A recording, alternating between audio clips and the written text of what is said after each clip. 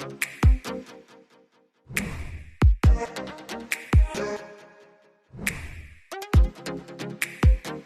guys, dumating na po itong Waga Life na in-order natin sa Shopee. So, mukhang legit naman.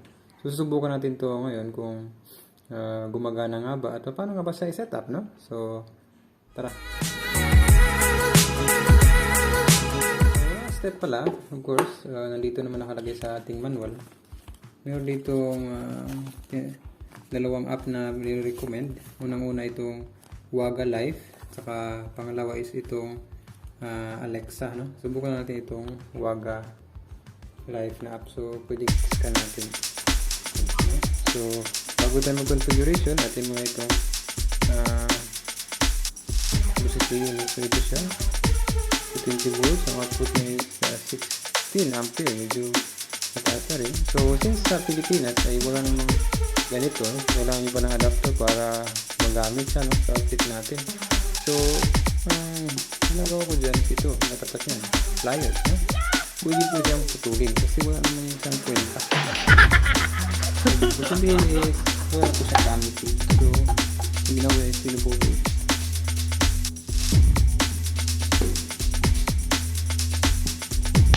Yun.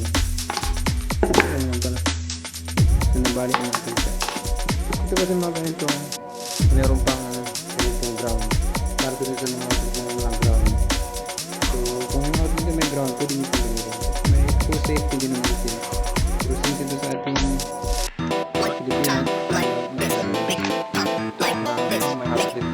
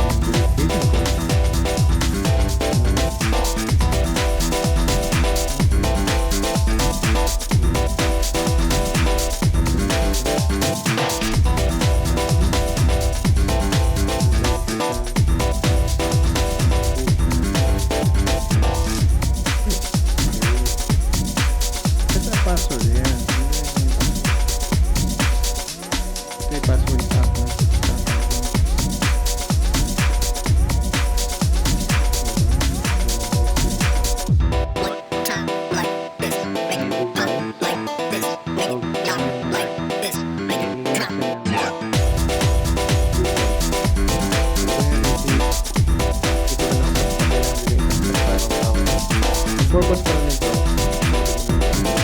para po natin i-remove lahat ng saksak dito sa outlet.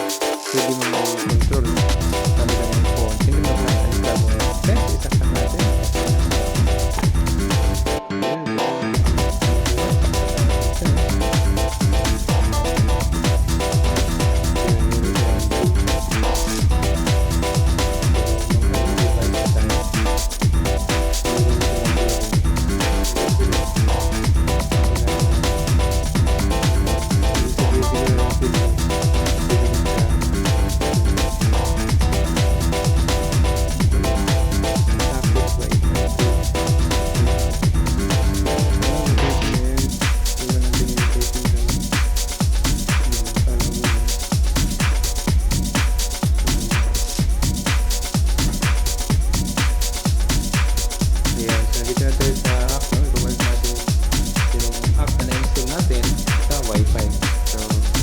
Wi-Fi ko ayan, tapos yung password ng Wi-Fi ko ay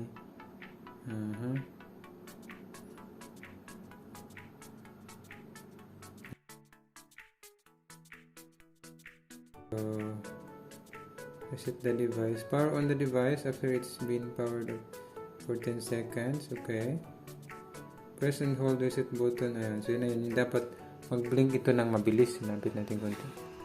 So, ngayon kasi nagbi-blink siya ng madalang. So, long press natin siya. Kailangan siya mag-blink ng mabilis eh. Yun.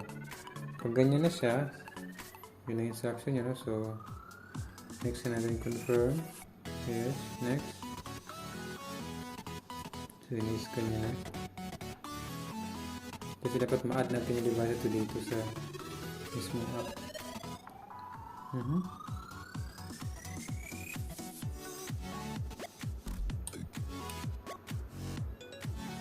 Medyo mag-detect siya dito, no?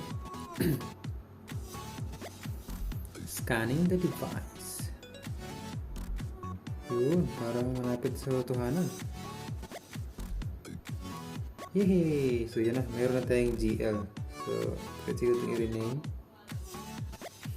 Lagyan dito is outlet 1. Outlet 1. Kasi pwede po tayong mag-add next time. Outlet 1. Done. So, na-done na natin. No? Yun. So, as you notice, mayroon ditong function. Tignan natin kung mag-work na. So, ilipat natin ang venue. Ayan. So, dito na yung electric pa natin. Saka, dito rin yung app, no? So, of course, subukan na natin isaksak. So, as you notice, naka-on na yung app. Helpful. Natin. Yun. Yun. So, nag-on siya, no? Yun. So, i-try natin siyang i-off gamit itong app. Off. Yun. So, walang delay, no? Automatic, naglagitik siya dun. Automatic, nag-off siya. So, ngayon, ang next natin gawin, since nag-off siya, yun. So, i-click lang siya ulit para mag-on. So, easy, di ba? So, as long as connected yung device na yun sa Wi-Fi nyo at saka yung phone ninyo connected din sa Wi-Fi, meron akong router dyan, mariremote nyo siya. So, ito yung tinatawag na katamaran pumunta sa outlet. So, ganun lang siya. Pwede rin siyang i-schedule. Then natin ito yung function. Switch on and off lang siya eh. So, I think meron po siya. So, ngayon guys, again, yung app ha, hindi na po siya Waga app, kundi siya ay Smart Life. So, yun po yung pangalan ng app sa Play Store. So, ngayon, experiment ko guys. Ito kasi yung router ko na Mercusys. Diyan nakakonect yung ating Waga Life socket. So, ngayon, sinubukan ko na i-control yung socket na yan kahit na yung cellphone ko ay connected sa ibang network kasi yun ay naka-purpose SIM yung aking Black Mamba. So, subukan ko na dun ko i-connect and then try ko kung mag-work pa rin ba yung outlet. So, ngayon, dun ako connected sa ayun, dun ako connected. May net din naman yun. So, turn natin. Yun. So, kahit pala guys, wala kayo sa bahay, as long as may internet kayo, automatic na siya mag-work, no? Yun ang kagandahan niya. Off natin. Yan, off. Yun. Isa pang na-explore ko dito. Meron dito sa baba. As you notice, merong statistic. Pag ipindot siya, meron siyang ganyan, no? So, today. So, may kita mo pa rin yung kung ilan na yung na-consume nyo na kuryente. May kilowatt hour din siya. So, yun kasi yung tripan ko ay 60 watts. Okay? So, yun siya. Meron siyang agad data. Stig, di ba? So, yun. Meron din siya dito sa baba. Schedule, timer, tapos switch. Pag switch, same na yan dun sa mismong power on. Yun na mag-on siya. Yung electric fan. Alright? So, ganun siya guys. No? Ang ganda ng app na to. So, kahit pala hindi kayo same network ang kinukuha, as long as may internet yung app nyo, I mean yung phone, saka yun siya connected din sa Wi-Fi, walang problema. Mapapagana nyo siya yung mismong device na yun. Alright? So, thank you for watching. Kung may tanong, comment lang sa baba. Maraming salamat. Bye-bye.